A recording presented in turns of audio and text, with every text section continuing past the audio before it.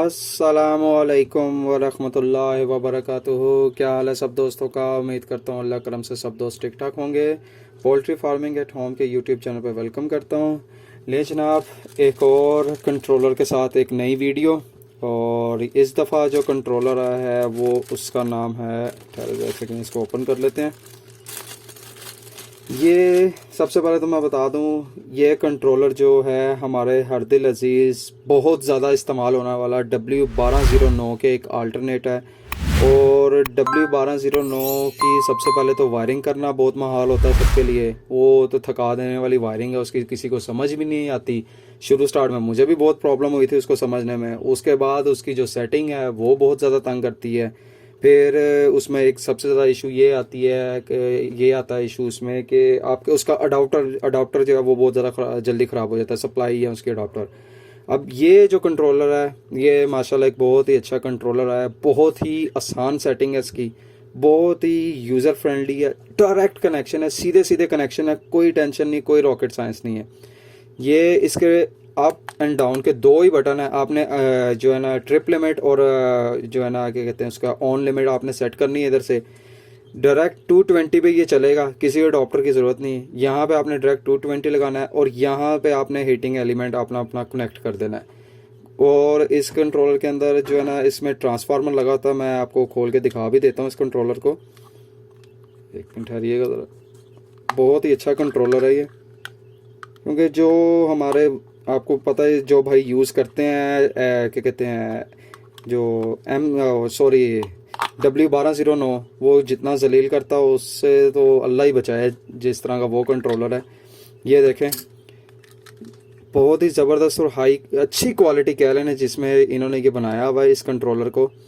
और ये देखिए इसमें ऑटो कह रहा हूँ सॉरी, एक ट्रांसफार्मर लगा हुआ है। डायरेक्ट आपका चल रहा है, किसी सप्लाई वगैरह की ज़रूरत नहीं है।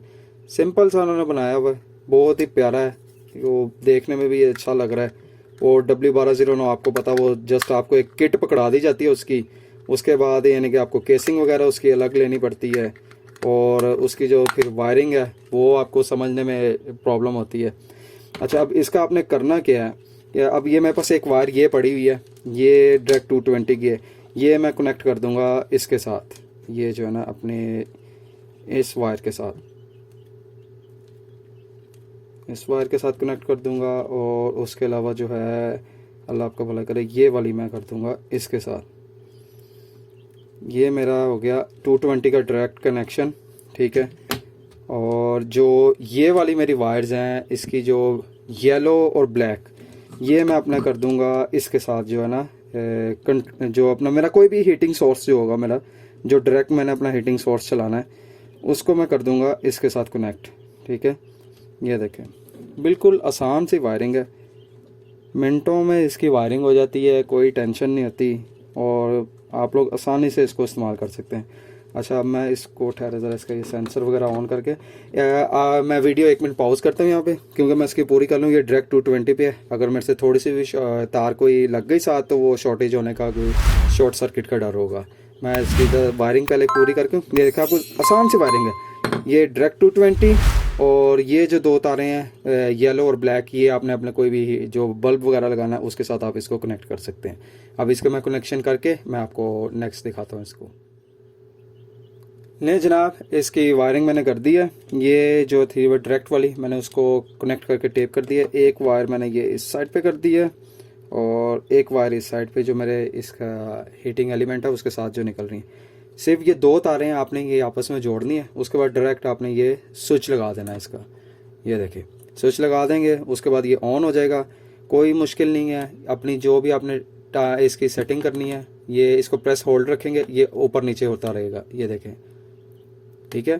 अपनी मर्ज़ी से इसको ट्रिप और ऑन करवा लें, जो आपने सेटिंग रखनी रख लें। वो कोई उसकी तरह की आपको प्रॉब्लम नहीं फेस करनी पड़ेगी जिस तरह हमें W1209 में करनी पड़ती है। वो पहले एक बटन दबा के रखो उसको, फिर वो सेट पे जाए, दूसरे P1 और आई थिंक सो इस तरह की कुछ उसकी सेटिंग्स है।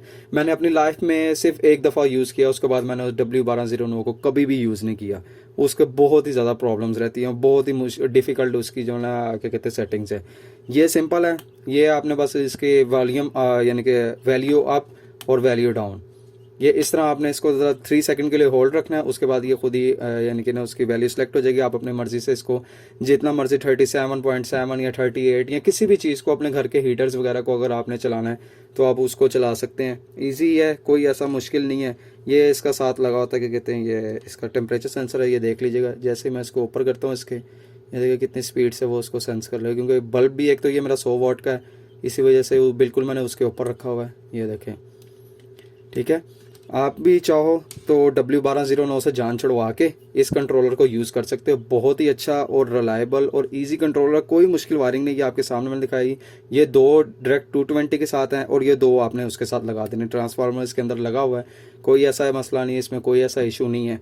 यूज़ करवा रहे हैं, काफ़ी लोग यूज़ कर रहे हैं। ये बहुत ही हॉट आइटम रही है पिछले दिनों में और ये बहुत ज़्यादा शॉर्ट भी रहा है, मिला भी नहीं आसानी से, लेकिन अभी ये अवेलेबल हो रहा है मार्केट में आसानी से। आपको इसकी प्राइस रेंज जो है वो आपको कह लें कि तकरीबन 700 से लेके 800 के दरमियान ये इजीली अवेलेबल हो जाता है। हो सकता है कि अब लोगों ने ज़्यादा माल मंगा लिया तो उसमें प्राइस भी कम हो गई हो, तो ये आपको इजीली मार्केट से अवेलेबल हो जाएगा।